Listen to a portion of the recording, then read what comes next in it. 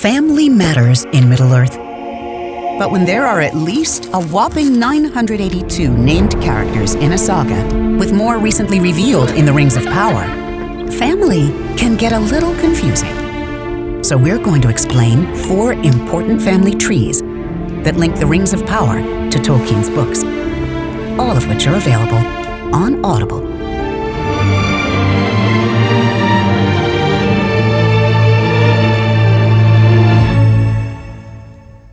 As we know, the Rings of Power is set thousands of years before Lord of the Rings.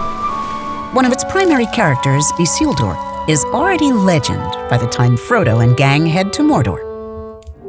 Isildur is a king of men, the co-ruler of Gondor, who saves the world by cutting off Sauron's finger, depriving him of the One Ring.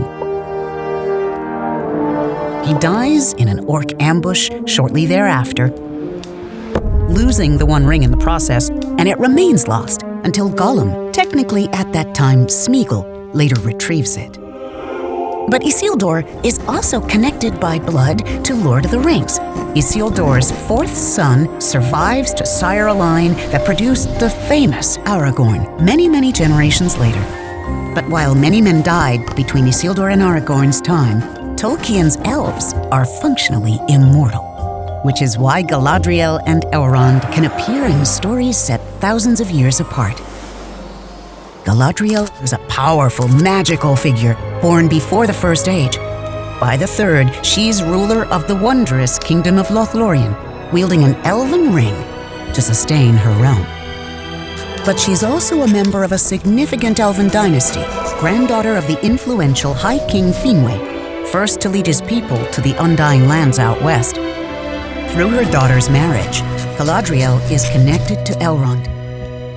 Elrond is technically half-elven, but in the First Age, elected to be counted as an elf rather than a man. He raised children, his biological children like his daughter Arwen, and foster children from Isildur's line like Aragorn.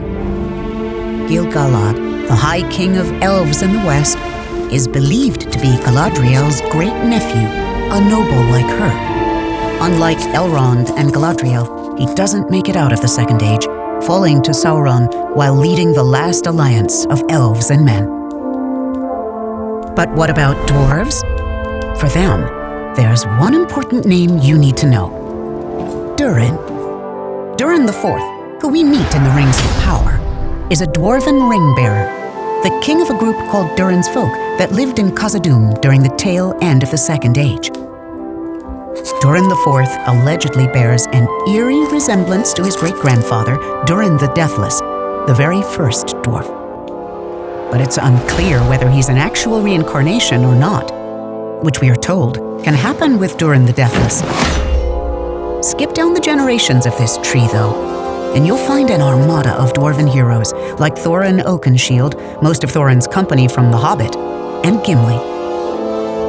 Which finally brings us to hobbits, who are so often overlooked. The name of Eleanor Nori Brandyfoot sparked speculation about a familial connection between her and the Brandybuck clan of Lord of the Rings. That complex family tree includes Merry Brandybuck himself, but also Pippin, Bilbo, and Frodo.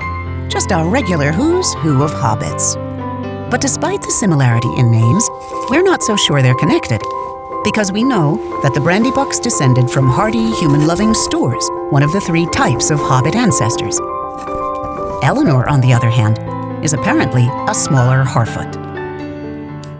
So there you have it, 3 dynasties and 1 question mark that link the Rings of Power and the Lord of the Rings.